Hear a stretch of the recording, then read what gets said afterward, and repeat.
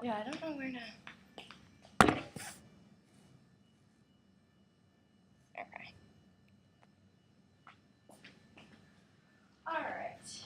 My article that I used was The Effects of Animal-Assisted Therapy on Anxiety Ratings of Hospitalized Psychiatric Patients. This article was written by Sandra Barker and Catherine Dawson. It can be found in the Psychiatric Services, Volume 49, Issue 6, and it was done June 1998, pages 797 through 801.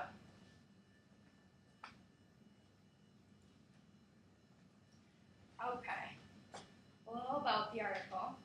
Animal-assisted therapy has many different benefits for a number of different patients.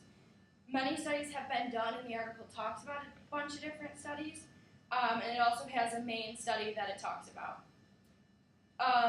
The main study is about patients with psychotic disorders and how their anxiety reduced twice as much from animal-assisted therapy as it does with regular types of therapy. It's not only beneficial, but it's widely chosen by psychiatric patients. So when given the choice, they will choose the animal-assisted therapy over other types.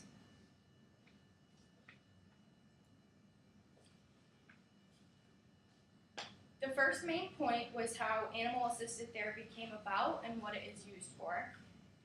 Animals were first just brought to hospitals to visit the patients. If it was their owner or a friend of the owner, they were brought for that reason. But once the benefits were noticed by the animals, they decided to start adding them in for therapeutic reasons. Ever since, there's been animal-assisted therapy where volunteers will bring their animals in for therapy. Although dogs are mainly used and are what is talked about in this article, you can also use other animals. As in the pictures, there's horses, birds, and even pigs. The article does mention a couple studies with those animals, but it's mainly dogs. These animals are used to reach the patient's therapeutic goal. The therapeutic goal can range from calming the patient, reducing stress and anxiety, and even reducing blood pressure. The therapy can differ for each and every patient, so it's never going to be the same. It can range from short-term therapy to long-term therapy. The short-term therapy can be like a therapy session once a week over a 3-month period, or it can be actually where the patient adopts the animal. The second main point from the article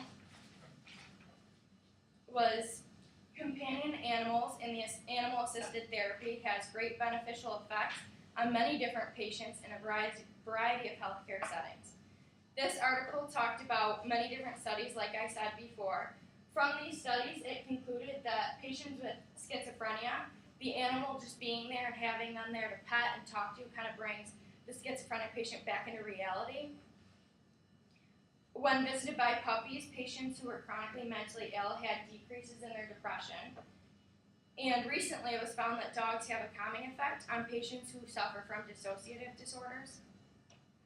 From this specific study, the article found that animal-assisted therapy had reduced anxiety in patients with mood disorders, psychotic disorders, and other disorders, while other therapeutic recreation only decreased anxiety in patients with mood disorders. So this therapy is a lot more beneficial for a number of patients.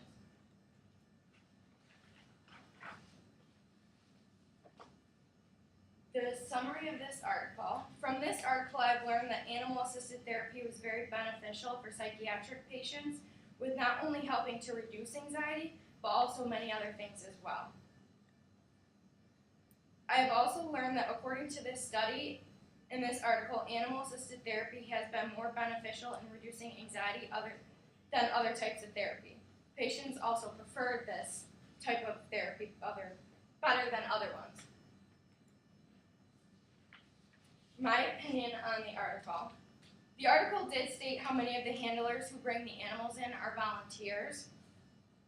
And it said that although the volunteers are fantastic and greatly appreciated, it said that the therapy sessions can sometimes be inconsistent, and if they were consistent, it would usually happen once a week.